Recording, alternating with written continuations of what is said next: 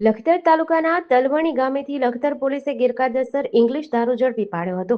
લખતર પોલીસને ખાનગી રાહે બાતમી મળી હતી કે તાલુકાના તલવણી ગામનો વિકી સાગરભાઈ ચોવસિયાએ તલવણી ગામના તળાવની જમણી બાજુ આવેલ ખરાબામાં આવેલ બાવળના ઝુંડમાં ગેરકાયદેસર વિદેશી દારૂ સંગ્રહ કરેલ છે.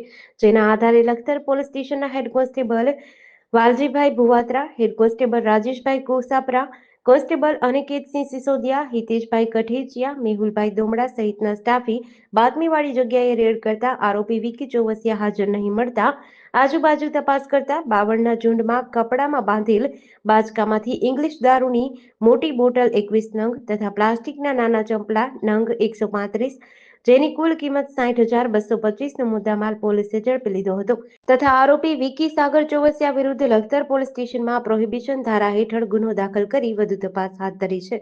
જેડીસી ન્યૂઝ સાથે જયેન્દ્રસિંહ ઝાલા, લખતર.